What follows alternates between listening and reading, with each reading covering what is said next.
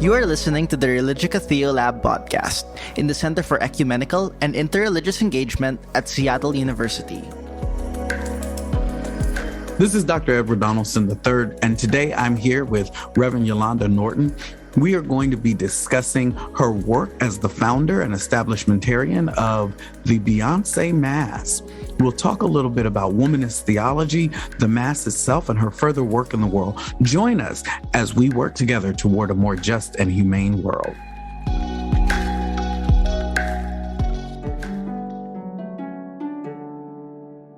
Hello, friends. I am so glad that you have joined us today. I am here with Reverend Yolanda Norton. She is the founder, and I will let her say more about her role with the Beyonce Mass, but you know her most popularly through her work with the Beyonce Mass, and we are super excited to have her as our guest today. How are you, Reverend Norton? I'm well. How are you? I'm doing excellent. Thank you. Good. Yeah, it's so good to be in community and in space with you without our mask and able to see each other and be present. Yes. Yeah. So let me just start off. For folks that don't know you, you wear a lot of hats. You are a preacher. You are an activist. You are a theologian. You are a professor. You are so many things as is like our way of being in the world now, right? Like we have multiple identities all rolled up into one. And that's the beauty of our complexity and simplicity simultaneously. But might I ask you, what does it mean to you to be a theologian? And what do you see as your principal theological contributions? Yeah, that's a great question. So I have to say, for all those other things that I am, professor, preacher, activist, all of those things are what it means to be a theologian. Yes. I think that going into the academy, there are a lot of people who have this misconception of the discipline. And I think that misconception is born out of a kind of 19th, 20th century malformation of the academy, wherein predominantly white, cisgendered, heteronormative males went into the academy and were able to sequester themselves, cloister themselves in libraries, read ancient texts, and write into a vacuum. Yeah. That's an antiquated model of what it means to be a theologian, what it means to be a scholar. In my mind, the exercise of being a theologian, the exercise of being a scholar is to think critically, deeply, and across disciplines about what it means to be in conversation with God about how we are called to live in the world. And in order to answer that question of how we're called to live in the world, we actually have to be in the world. So for me, there was no question about embodied scholarship. There's no question about preaching. There's no question about being an activist, because my work with the text in particular, my work with scripture requires that I live in such a way that the things that I know, the things that I'm learning, the things that I'm becoming are a part of how I enter into the world and enter into conversation with other people. That's important. And I think as we think through not just a hermeneutic of suspicion, but more realistically, a hermeneutic of hunger, that really our interrogation and our querying of the text is an interrogation and querying of the world, right? Like we're always putting in conversation the ancient text and the question of the now, the particularity of our socioeconomic, socio-religious, socio-political realities. And what does that ancient text, what might it offer us for how might we respond to the gospel narrative in the present moment? So that's very powerful. Yeah.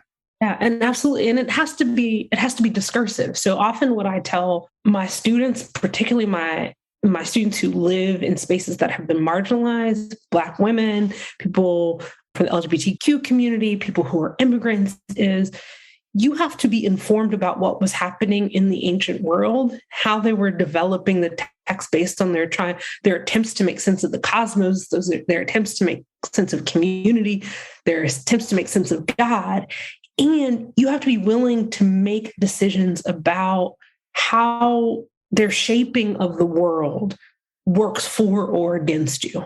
Mm-hmm. So for so many of us, right, like as a Black woman, I've always been taught that the text has to speak to me in a prescriptive way.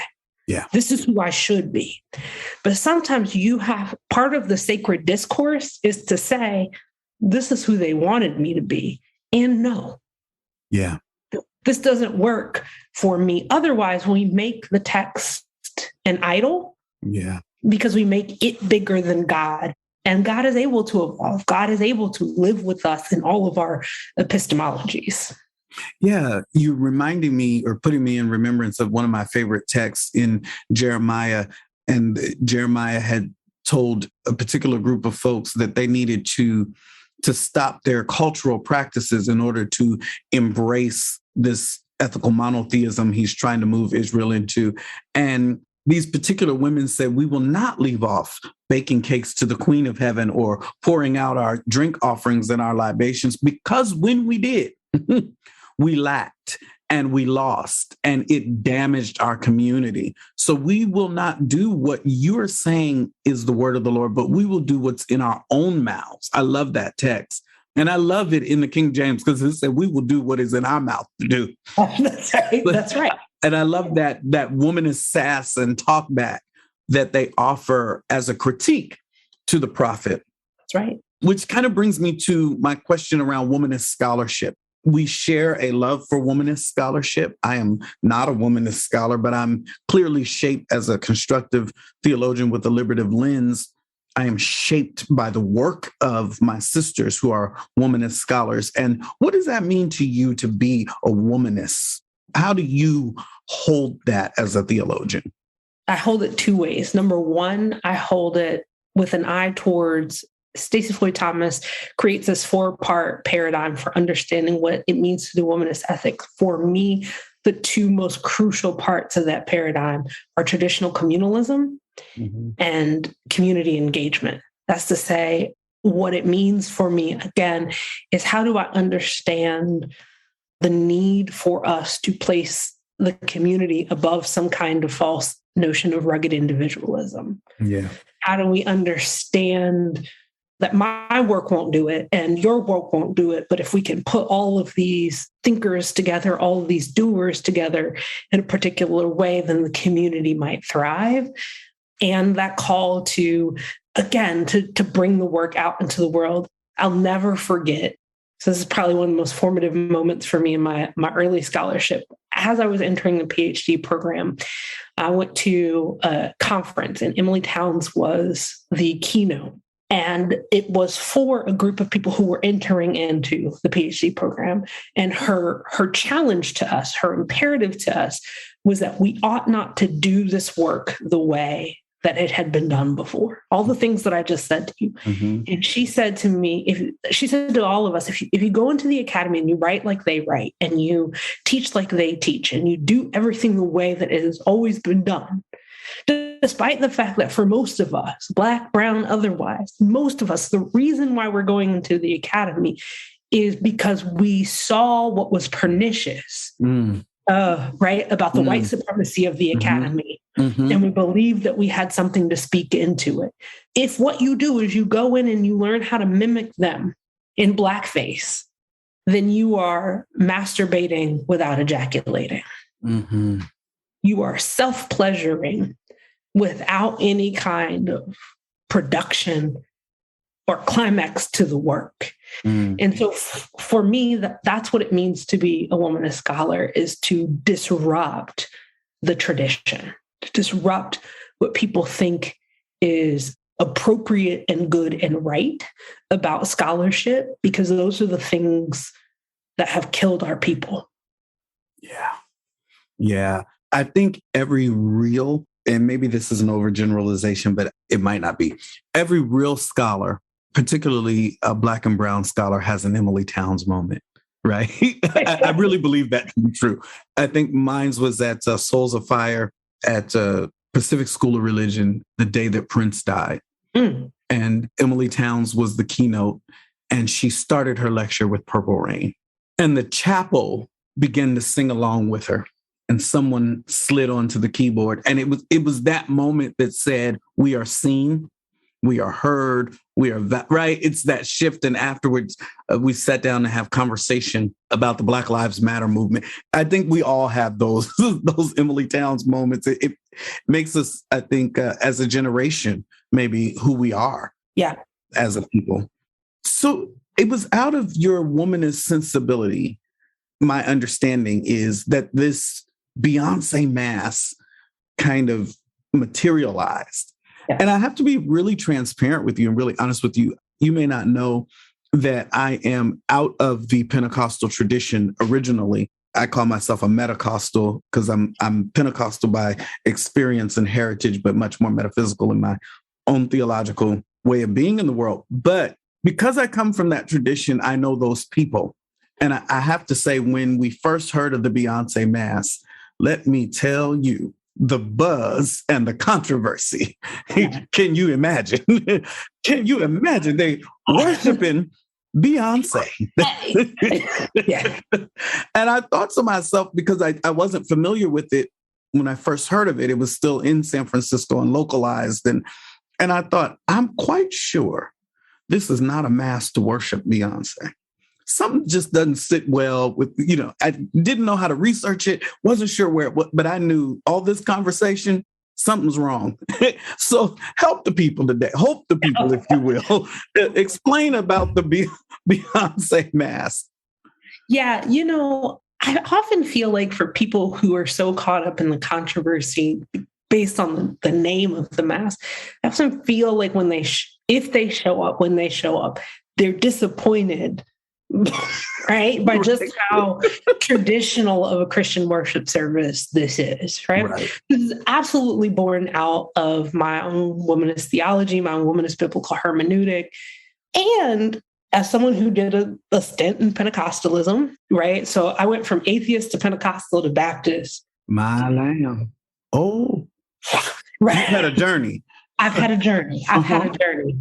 But what's interesting to me is even in my like early understandings of particularly Black Christianity, Black folks have often taken up secular music within the church tradition, right? So I remember being in Pentecostal churches as a young adult and them playing, right? Your occasional Temptation songs, your Michael Jackson song, whatever. Sure. So I will say that the formative experience for me around the Beyonce Mass happened in the first 6 months of ministry. So I was 24 years old when I was licensed into ministry. So to go from being 18 and atheist to 24 and a Baptist preacher is a journey, right? And I was licensed to ministry in a Baptist congregation that was not used to licensing women into ministry. Mm-hmm. In a part of Maryland, like just outside of DC, that wasn't used to licensing women into ministry. Sure. And so how this works. There were 7 Baptist sister churches, all these little small churches. And so they had opportunities to worship together. They rotated things through. And so once there was, they had a young woman, then my job became to do all the things with young women. But the young women didn't know what to do with me. Right. And they never knew what to do with me because they had not seen a Black woman in ministry. And they definitely hadn't seen a young Black woman in ministry. So I was leading a series of conversations with some young Black women, and they were at a retreat and we were going to dinner. And when we get on the van, it's silence. Now, these women had been engaged and inquisitive up until this point, but now they're silent. And I couldn't make sense of what was happening. And I asked one of the parents, like, what's going on? And she said to me, they don't know what to do with you. Mm-hmm. They know what to do with old Black men. Mm-hmm. But you don't know what to do with this young Black woman. I said, can we turn on music? And she said, well, they had a conversation about that. What can we play? If we play an old gospel music, is she going to be offended? If we play, this song, is that too contemporary? Like, what do we do? So they've decided to sit in silence. I don't want to sit in silence. So can I play something? So I put in this ages me a bit. I put in a Beyonce CD. CD does say something, but we'll leave it alone. Go ahead. I put the Beyonce CD in and they erupt, right? Now they've got questions. Now they want to explore, right? What does it mean that we can listen to? It's not even Beyonce. I think it was early Beyonce. So like, what does it mean we can listen to Destiny's Child and Beyonce and be Christian? I think that in the way that as scholars, moments, questions, interrogatives pique our interest in ways that we cannot let go.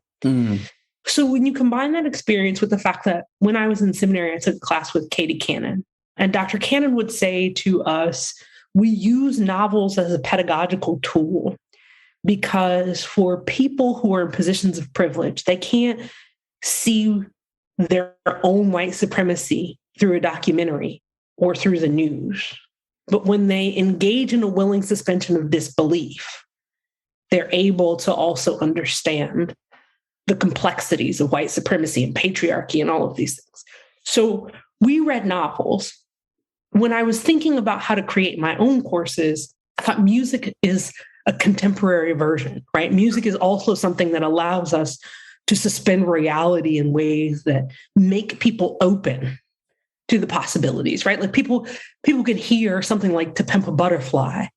They can hear Marvin Gaye's What's Going On in ways that if someone were to give a speech and say, what is going on in this country, they would not be able to engage.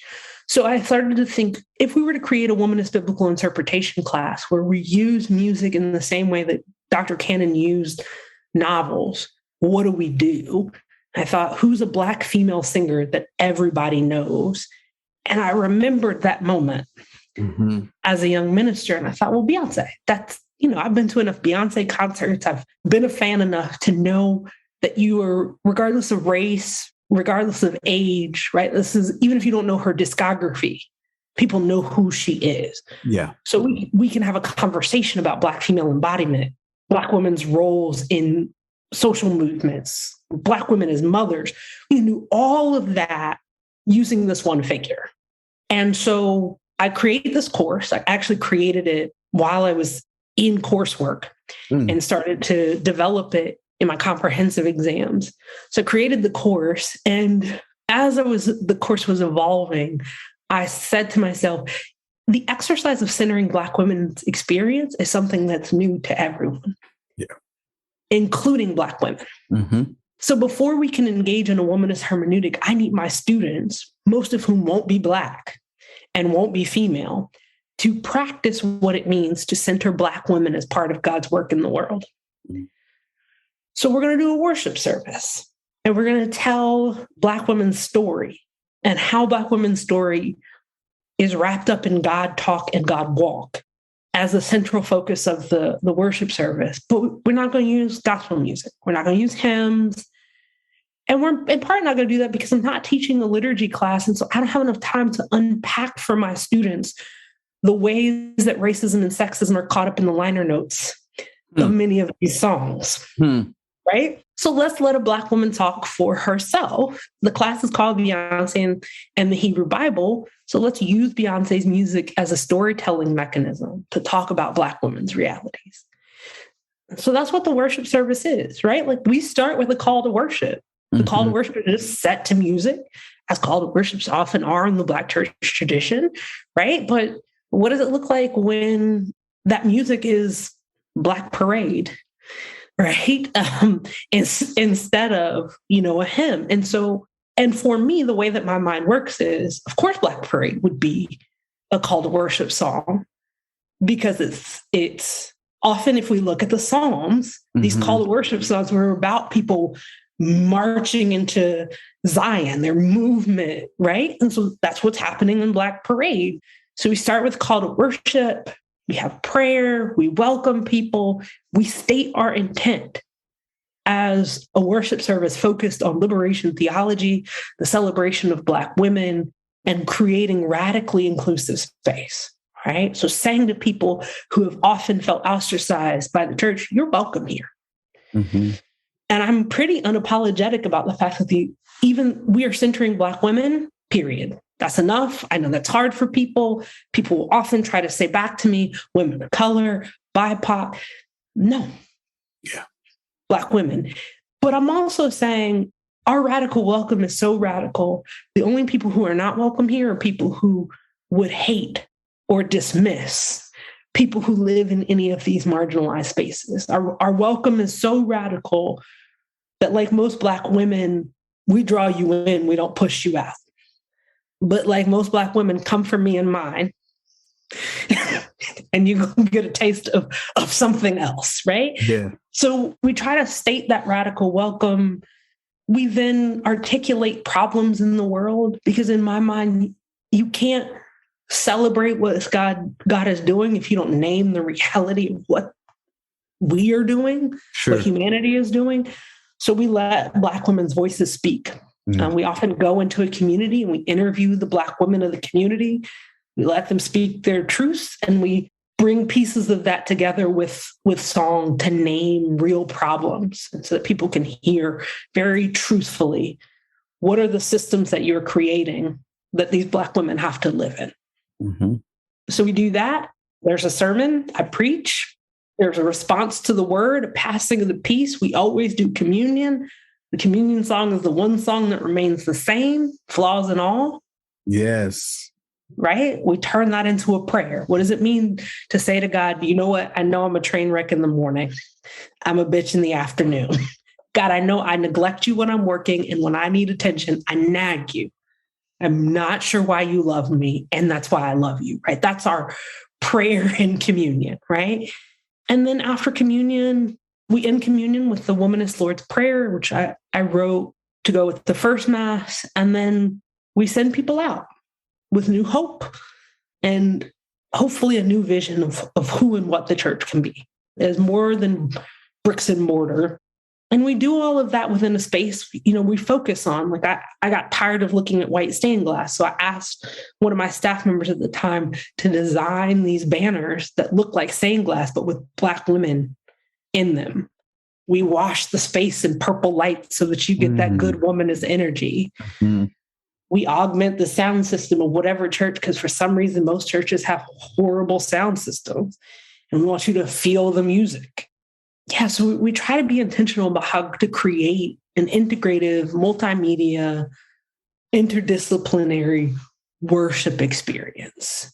It's so powerful. And it really helps to name that it is not anything other than what's being done in Black liturgy across the nation, right? Like yours is very particular and curated around Black women's experience and the work of Beyonce.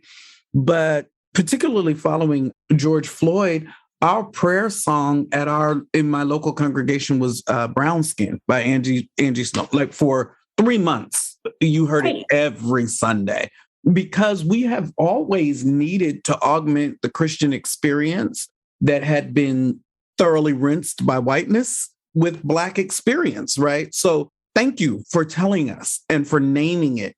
And thank you for allowing the controversy to create space for the answer. Tell me about your other work in the world. I heard you speak recently at an Episcopal church, and you talked about some work that you're doing with young women across the globe. Yeah. And I was just thrilled at the prospect of what is emerging. So share with our listeners a little bit about that work. Let me say something about what you just said, and then absolutely. So as you said, what we're doing for me very readily fits into a Black church tradition. So because it always felt very Black church, one, I was shocked when it went viral, because I thought, what does it mean that this is what's happening, when in fact, right, Black churches kind of live in this space. Now we're pushing back at even the theologies of Black churches, because, we have plenty of Black churches that are not inclusive, not gender inclusive, not welcoming and affirming. So that's one piece. But it's also the case that, like, in the white church, in the Episcopal tradition, in the 90s, there was this movement around Eucharist. Yes. And nobody said a word about the Eucharist, but people got offended at a Beyonce Mass. And often I don't respond. When people have whatever, I'm like, please read, please engage. There's plenty of material. There's nothing good about me getting in a debate with you about this. But I do have to name that, like, your white supremacy and your patriarchy shows when you're okay with the Eucharist, but a Beyonce Mass throws you off. Yeah. And that white supremacy is not just embodied in white bodies, right? It's the internalized racism within Black bodies that offer that same level of pushback because it's a Beyonce Mass. Yeah. Exactly. Right. So I'll say that piece. Now, about the other work. Yeah. So again, I was shocked when this went viral, and I was equally shocked because I thought, again, as someone who traffics in ancient texts, you're not used to really getting, the attention of the New York Media. Times. Like, yeah, that's a thing. This is new.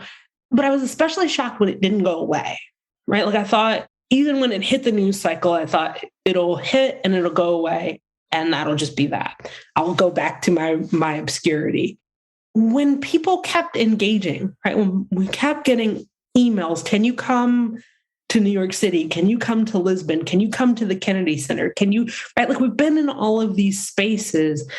I thought, once I caught my breath, right? Because for the first couple of years, I just was playing catch up with myself. We were going from place to place.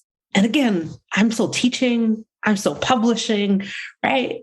So once I had a minute to breathe, I thought, we can't keep going into spaces and then leaving. And I can't, in good conscience, say to people, because sometimes people would say, well, should I go to this church? Should I go to this school when you leave? I'm not going to say that, right? So I think a lot of institutions who invited us thought that we would co-sign on their institutions. So to grow their membership, their attendance, their whatever, I'm not doing that. Because in part, what I know is if you had to invite me there in order to provide some liberative space, you ain't got it. That's right. That's right. That's right. So the question became, how do we create something that's bigger than a worship service? Because worship is wonderful, but for those of us who are theologians, for those of us who are preachers, we know that the whole point of liturgy is that it should lead you into the world differently. It should lead to a different practice. So again, all I can do is start from my epistemology. All I can start from is what it means to be a Black woman. And what I know to be true as a Black woman is that the education system and the church have failed Black girls and Black women. Mm-hmm. And one of the ways that we've done that is we failed to teach Black girls about ourselves, right? So we talked about Emily Towns. I remember being like 28 years old, and my friend and I had gone to Chicago, both of us being seminary trained, and we're sitting in a room with a group of my friends who are lawyers and doctors and reporters. And we're like, Emily Towns says this, and Katie Cannon says this. And they're like, who are these people? Like, stop talking about these people like we know who they are. Wow. And our minds were blown. And it was like, oh, we got set free by engaging these women's work. But who teaches about these women? And so part of what we're doing is we're developing something called the Black Girl Magic Academy. We're going to pilot in 4 cities this first go round: Seattle, San Francisco, Lisbon, Portugal, and Porto, Portugal. And I've developed a curriculum. It's a year-long curriculum. We're going to teach them womanist thought and theology. We're going to teach them Black women's history, Black women's literature. We're going to read with them and engage them on material that they're not going to get in school and they're not going to get in church. And it is a part of our efforts to help them understand what is one of our key taglines in the Beyonce Mass: you are more than an afterthought of creation. Right? You are the thing that God had in mind when she looked out over the world and said, it is good. Right? And so we're targeting Black girls from 13 to 17. We want them to learn this material. They're going to be partnered with young Black women who are college students in these particular metropolitan areas. we are going to take them through this year curriculum. We're going to try to resource them around physical fitness, around mental health, around Black women's, like their own family history. We're engaging multiple partnerships, and we want them to engage one another from around the world because we need for our young Black girls to know that they're global citizens. Yes. Yes. Right? That the world is bigger than the patch of land that surrounds them, whether that's their neighborhood, their city, their state, or their country. And so the idea is to do some paradigm shifting. So we're going to pilot in 4 cities, as I said, before the end of the year. We're going to pilot in 6 more cities next year. And we're going to build a global network of Black girls who understand themselves more deeply and more fully, because we need more positive identity formation spaces for Black girls. I love it. And if I remember correctly, and I'm pretty sure that I do, some of the modules will actually be taught in other languages outside of English because of the cities that you're piloting in, to normalize a global sense of the African diaspora, right? That's Absolutely. So important to me. And so I just want to celebrate that work in the world. You're so busy. I don't want to take up all of your time. We could just sit and talk. I could sit and dialogue with you forever. But let me ask you a closing question. Absolutely. And it's not particular to the Mass or to the Academy. It really is a question meant to break open the heart and spirit of Reverend Yolanda Norton. What is your vision of a just and humane world? My vision of a just and humane world is one, again, where everyone understands themselves as central to God's story, God's movement in the world, and one where we stop pretending like there's not enough. We don't have a scarcity problem in this society. We have a greed problem, right? There's enough food, there's enough housing, there's enough money. There's just also enough narcissism where certain people feel more entitled to those resources than others. So a just and humane world is one that understands that even if the God we worship is different, or you don't worship a God at all, even if our skin color, our gender identity, who we love is different, that we are still worthy of being seen as full humans, still worthy of being loved, still worthy of being valued and affirmed and nurtured from womb to grave. That to me is the just and humane society. Wow. Thank you so much. Reverend Norton, before we go, I know that the Beyonce Mass is coming to the Seattle area. And for those that don't know, we're here at Seattle University in the School of Theology and Ministry and the Center for Ecumenical and Interreligious Engagement.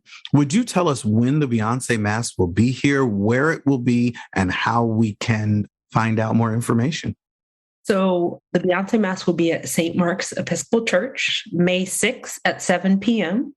And you do need to register, so there will be tickets. If you look on our website, www.beyoncemass.com, and or our Facebook page, which is Facebook. If you just search Beyonce Mass, we will have event links on the page. We have a couple of masses coming up, but the Seattle Mass is on there. And so you go on there and you click the link to get your tickets. There's no cutoff for getting tickets, but you do want to get it soon enough so that there's space for you. And we're looking forward to welcoming people at St. Mark's on May 6th. And we're really grateful for the community and the coalition of people, including Seattle University and University UCC, some other churches that have really been pivotal in helping us to bring the Beyonce Mass to Seattle. Well, we're looking forward to it, and I can't wait to experience the Beyonce Mass in its full glory with you on the 6th of May. Thank you. Thank you. You've been listening to the Religica Theolab podcast in the Center for Ecumenical and Interreligious Engagement at Seattle University. To learn more about the center's work and for resources to be used in local communities, visit us at seattleu.edu/thecenter.